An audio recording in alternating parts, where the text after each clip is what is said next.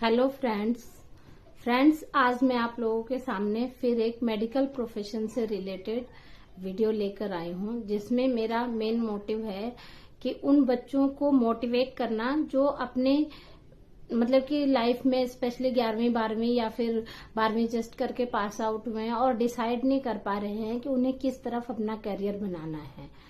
तो मैं फ्रेंड्स आप लोगों को ये बताना चाहूंगी कि मैं आपको नर्सिंग चूज करना है नहीं करना है, इसके प्रॉस एंड कॉन्स क्या हैं, आपको करना चाहिए कि नहीं, मतलब कि मेरा मेन टॉपिक आज का है choosing nursing as a career. तो आपको मैं इसके बारे में जो भी मेरे पास जानकारी है देना चाहूंगी। अगर उसके हिसाब से आपको ठीक लगे तो आप यह प्रोफेशन भी अपने लिए चूज कर सकते हैं। तो फ्रेंड्स मैं आपको बताना चाहूंगी कि आज की डेट में मुझे nursing as a career choose करना बहुत ज्यादा सही लगता है। क्यों? क्योंकि एक तो देखिए आपने 12वीं पास करी, अगर आप साइंस स्ट्रीम से हैं, बायोलॉजी भी पढ़ी है, एक्चुअली तो इसके लिए आपको कम से कम 9वीं 10वीं के बाद मन बनाना शुरू करना होगा कि आपको नर्सिंग करनी है।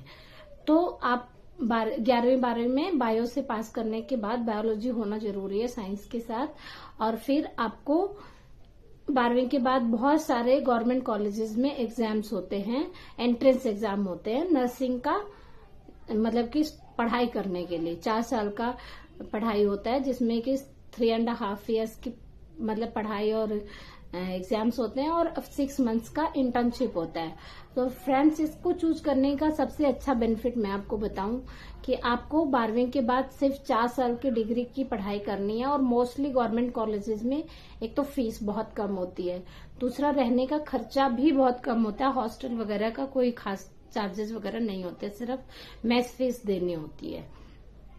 और दूसरा डिग्री भी बहुत मतलब कि गवर्नमेंट कॉलेज से आपने किया है तो डिग्री की वैल्यू भी बहुत ज्यादा होती है, आपकी नॉलेज भी बहुत अच्छी होती है, क्योंकि उनका अपना हॉस्पिटल होता है और वहां पे आपको वो लोग पढ़ाई के साथ साथ ट्रेनिंग के लिए भी भेजते हैं। मतलब हाफ डे पढ़ाई होती है, हाफ डे ट्रेनिंग होती है, मतलब कि हॉस्पिटल में आप जाके जो पढ़ाई करते हैं उसी से रिलेटेड काम भी करते हैं।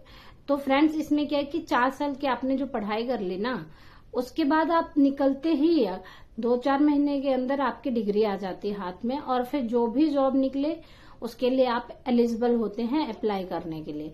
और अगर तब तक मान लीजिए कि आपका सर्टिफिकेट नहीं भी आया तो भी छोटे मोटे हॉस्पिटल में आप अपना प्रोविजनल सर्टिफिकेट आपको हॉस्पिटल स्कूल दे देता है, आपका कॉलेज, तो आप प्रोविजनल सर्टिफिकेट के बेस पे छोटे मोटे हॉस्पिटल में अपने एक्सपीरियंस के लिए स्टार्ट कर सकते हैं जॉब करना।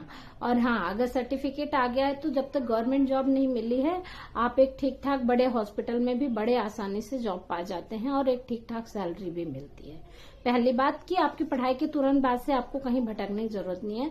अगर आपका फाइनेंशियल कंडीशन अलाउ करता है तो आप घर बैठ के तैयारी कर सकते हैं, नहीं अलाउ करता है तो आप कमाई करते हुए तैयारी कर सकते हैं गवर्नमेंट जॉब की। और फ्रेंड्स इसकी सबसे अच्छी बात है कि जैसे ही आपके हाथ में सर्टिफिकेट आ जाए आप लोग गवर्नमेंट जॉब के लिए अप्लाई कर सकते हैं। और उसमें पहले तो एक ही एग्जाम होता था, मतलब कि एमसीक्यू वाला, लेकिन आजकल 2 एग्जाम आने लगे हैं, एमसीक्यू प्लस मेंस। मेंस में आपको बड़े टॉपिक्स देंगे और आपको डिस्क्राइब करके उसके बारे में जो भी वो पूछेंगे लिखना होगा। तो पहले प्री देना होता है और फिर उसके बाद मेंस देना होता है और उसके बाद फाइनल रिजल्ट आता है, और अगर आप पास हो गए तो आपकी जॉब लग जाती है।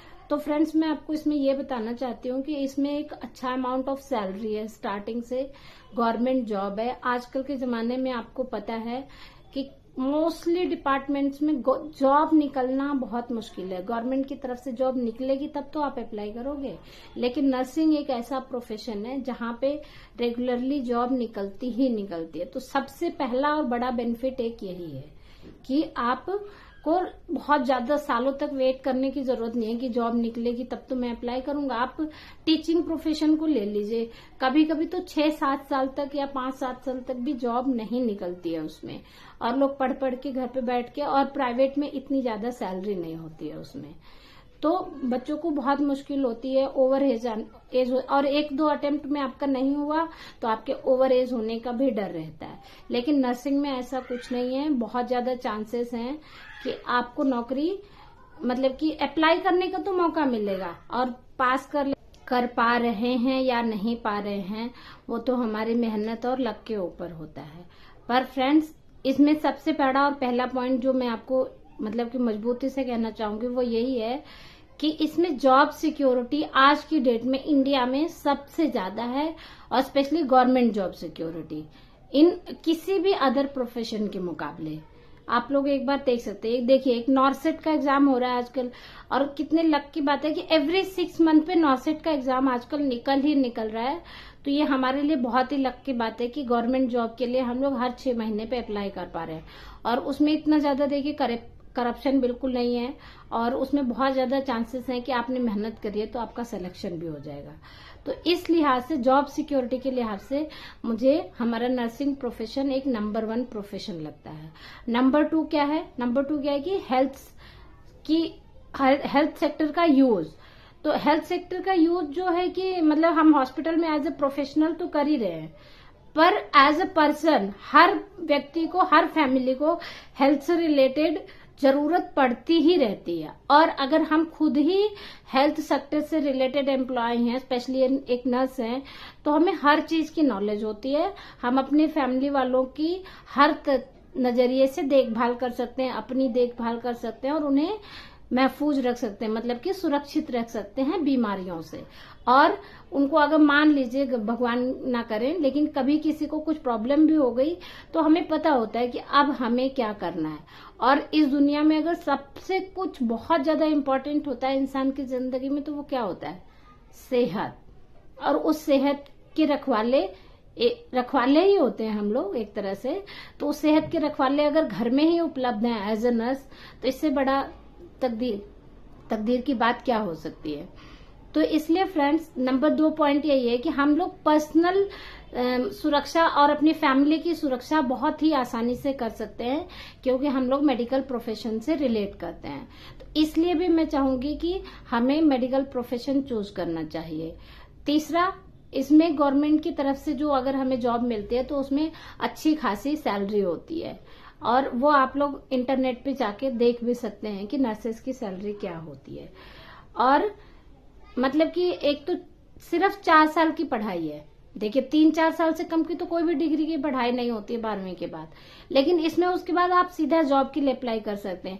पर बहुत सारी ऐसी जॉब्स होते हैं जिनमें आप 3-4 साल की डिग्री के बाद भी अलग से बहुत कुछ करना पड़ता है, आपको बहुत टाइम देना पड़ता है, तभी जाके आपकी नौकरी लगती है। तो इस लिहाज से जॉब सिक्योरिटी और करियर। और तीसरा नंबर है फॉरेन जाने का।